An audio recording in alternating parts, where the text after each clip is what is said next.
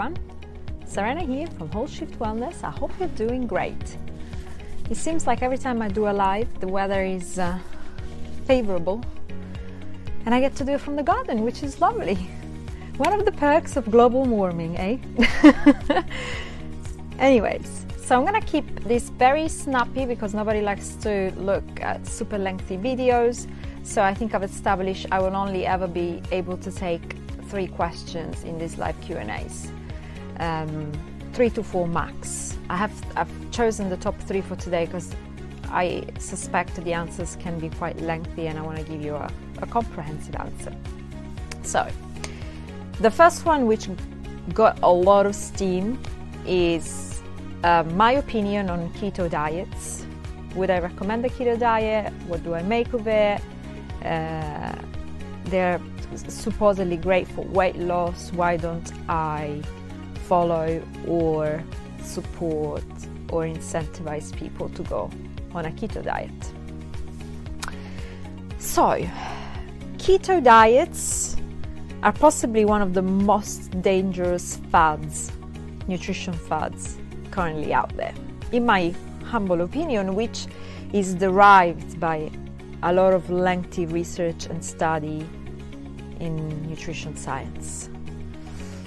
So the way, for those who don't know, the way ketosis work is that you reduce the consumption of carbohydrates or any foods that contain carbohydrates so much that the body not having enough glucose to use as energy starts turning fat into energy, which results in ketones, which are some kind of byproducts of this process.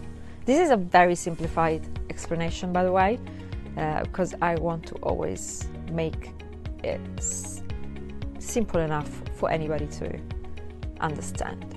So anyways, main source of energy for any organ, tissue in the body, especially the brain. In fact, the only source of energy for the brain is glucose, which is nothing but a simple version of carbohydrates. It's broken down carbohydrates.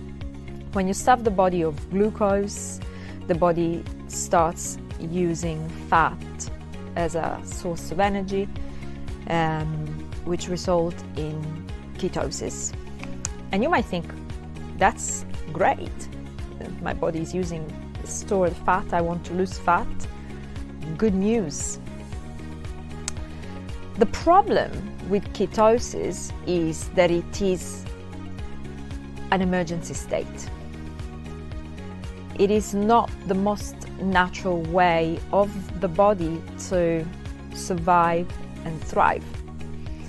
Ketosis kicks in a state of emergency, essentially, which is when the body doesn't have enough glucose.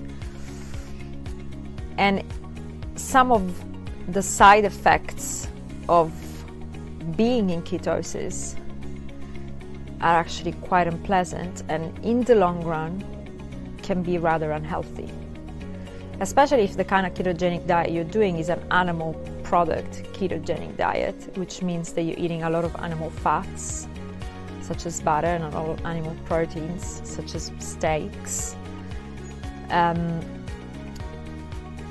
which are now officially recognized as food items that spike your chances of heart disease and clogged up arteries and cancer, which is never good news.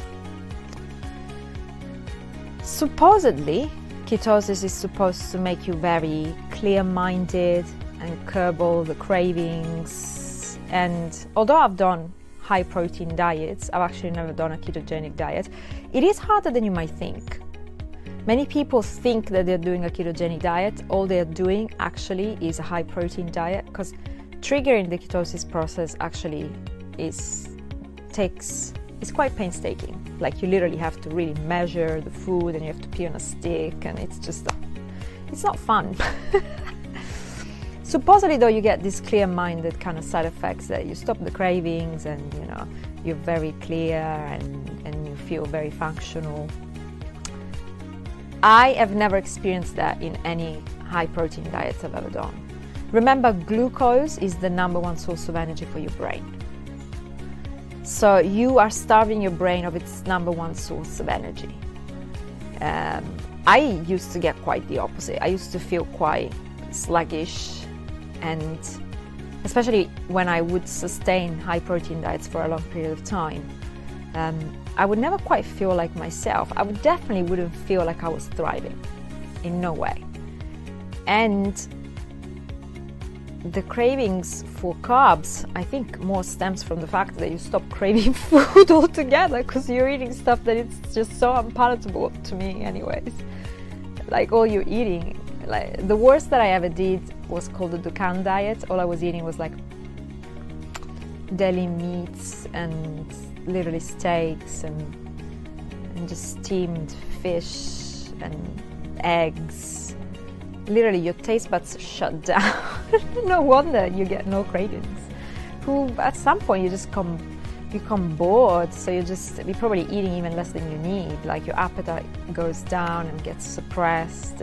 All the things that you think are great when you're trying to lose weight, but actually, is that really sustainable? Is it the way to live and thrive and feel vibrant? I definitely have never felt vibrant on a high protein diet. You only don't crave carbs for as long as you don't have them around, because actually the opposite really happens, which is the moment you put a baguette in front of somebody on a high protein diet or a ketogenic diet, literally this urge from within kicks in, whereby you go like, shit, I could eat the whole fucking thing, even if it's a meter long baguette. And you could, because you're starving the body of its primary source of energy. So although that kind of calling might be turned off for a period of time, it will eventually come back and bite you in the ass, and you'll end up binging on all the food that you haven't eaten. And then you say that carbs are bad for you and carbs are the source of all evil because you can't eat them in moderation. You're never going to be able to eat them in moderation if you constantly starve your body of them when your body actually needs them. So I don't recommend ketogenic diets. I don't believe that they are the most sustainable and healthiest way to your most fit, healthy, confident self. Quite the opposite. Yes, you do experience weight loss. People say, oh, but I lose weight on a ketogenic diet. See, here's the thing. If you go from eating whatever to being mindful about what you're eating, even if being mindful means ketogenic diet, you are going to lose weight. Of course you are, especially because most people go into it after a big binge. They go like, oh, I'm gonna go all out this week because I'm starting my keto diet on Monday. So they kind of go crazy, hit the pub, eat whatever for a week, and then they go for the ketogenic diet. They lose 3 pounds in a week. They're like, this works. It's like, you know what? Any diet would have worked. Anything would have worked if you went from eating all sorts of crap to regulating your food intake. The answer, the question that you want to constantly answer yourself, constantly, when you make changes to your nutrition, is this sustainable in the long run? Possibly, if you're like me and you believe in that junction between wellness and sustainability, the other question you want to ask yourself is this sustainable for me, for the planet, and for humanity as a whole? You know? If everybody asked themselves these questions, I'll tell you, we would live in a very different world. And you would stop going on these freaking crazy diets that don't work. You would find peace with food and learn to enjoy the stuff that's good for you and gradually shift towards eating the things that actually make you healthy and feel good from the inside out. That's my 2 cents. Send me a DM if you have any questions on this. It's a big topic, I know. I hope I'm not pissing anybody off, although I might be pissing some people off, and that's, you know, you can't please everyone. Second topic. This was a question that came up this week.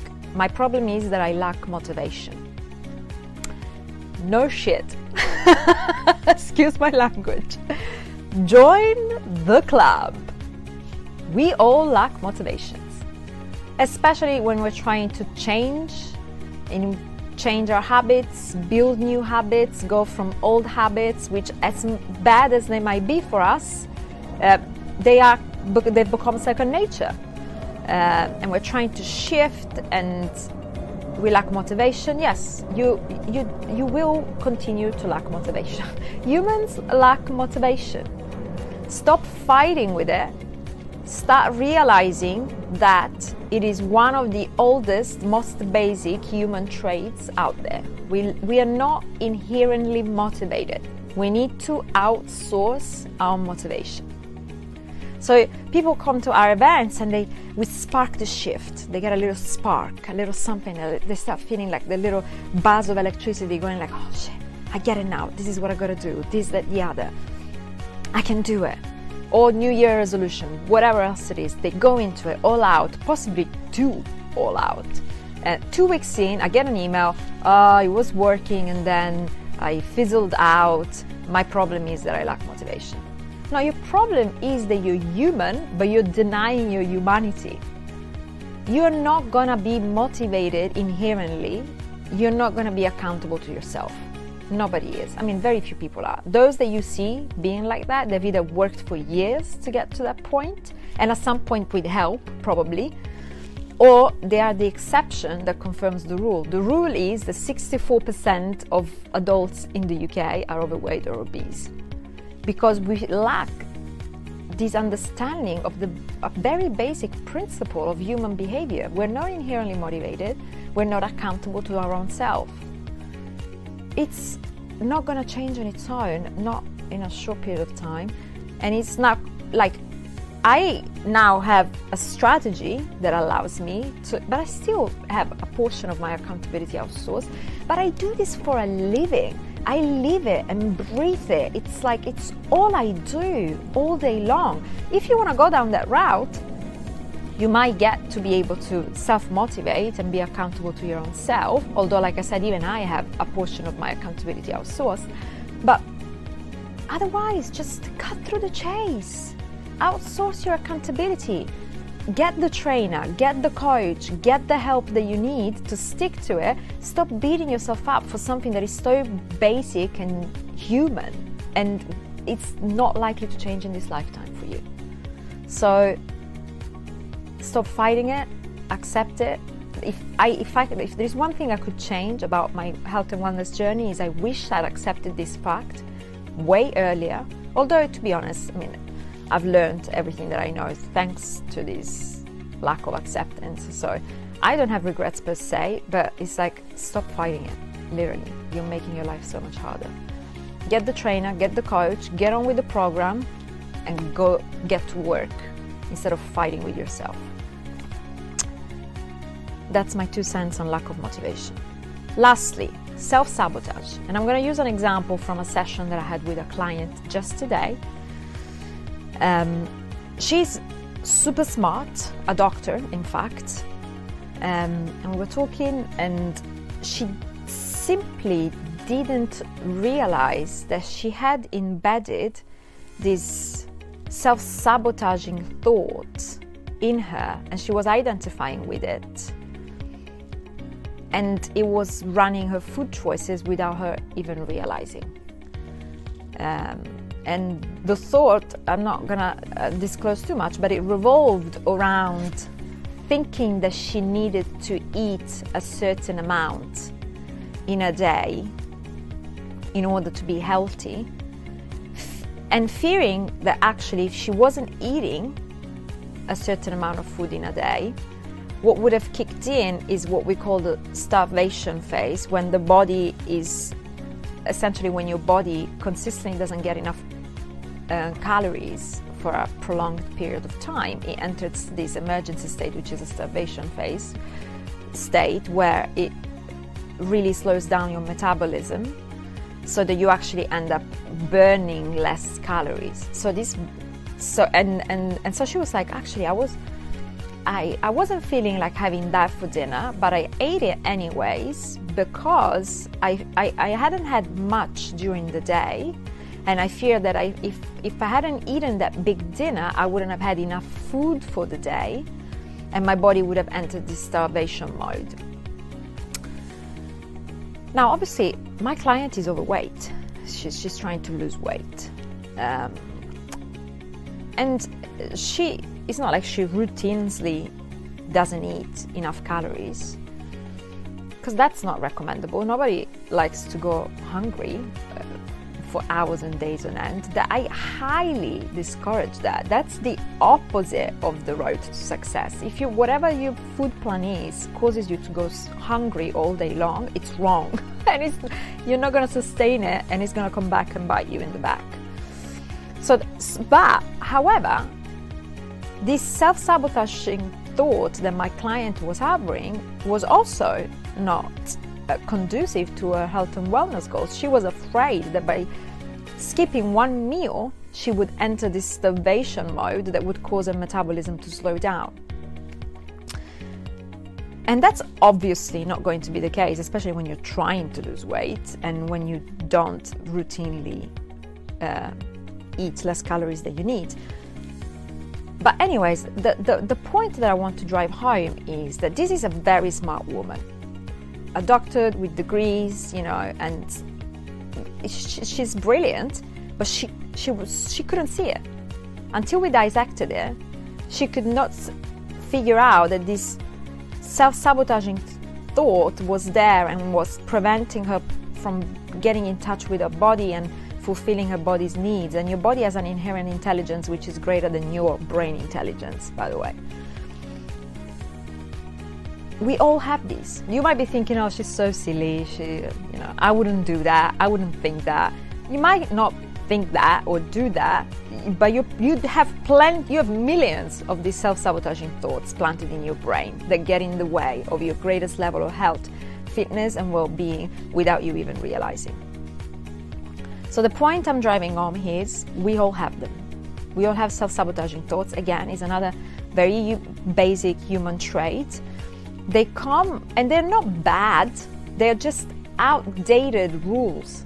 They are rules, principles, ideas that probably some of them don't even come from us. They're embedded in us from our parents, our culture, those around us. And then they become a belief system without us even realizing. They might have served us at one point or another. In fact, they probably did. Those that we hold on to probably did serve us at some point or another. At some point, however, we outgrow them. We become bigger than them, and so they start restricting us. They get in the way of our greatest level of health, fitness, and confidence. So beware of the self-sabotaging thoughts. Again, this is another one where, if you can, I highly recommend that you work with somebody that helps you identify them, because you can't see your own. I can't see my own self-sabotaging thoughts. They're in my blind spot. Generally, they lie in your blind spot. The nature of a blind spot is you can't see it on your own. It's blind to you. So they are ruling you without you even realizing. And somebody from the outside looking in can see them very clearly, like I can with our clients, of course, and like you probably were thinking, oh, she's so silly, your client, that she's thinking that. Yeah, of course, it's very easy to point the finger on somebody else's blind spot because we can see it. They can't see their own. You're probably doing plenty of silly things that somebody looking in from the outside might go like, that's probably not very smart. And it's not because you're stupid. Again, basic human nature. So don't make yourself wrong for it. Get an outsider's perspective looking in, somebody who ideally knows what they're doing so they don't cause more damage than anything else. These basic human principles, it's so much easier if you just accept them and work with them than if you try and fight them and disrupt them and work against them, because they are millions of years old. They have developed through our evolution process, which happened in the wild. It didn't happen in developed cities like the ones we live in today. It happened in a very different context. So some of the things, if you just look at them from an outsider's perspective, you realize, actually, if I was living in the jungle, if I was living in the wild, if my well-being was at risk and my survival was at risk many times in one day, this would probably not be a self-sabotaging thought or action or belief. This would probably be quite appropriate. remember that we lived in the wild well longer than we lived in cities. Millions of years versus thousands or years. So it's so much easier to work with these rather than working against these. That's all I've got. I'm not so sure how long this has gone for, but I sense it's good enough length so that those who want to catch the replay don't feel overwhelmed. I hope you enjoyed it. Let me know what you think. If you have any other questions, either post them in the comments or DM me if you feel it's something that you just want to share with to my eyes only. And I shall be doing another one next month. Enjoy the sunshine. The perks of global warming. See you soon, guys. Ciao for now.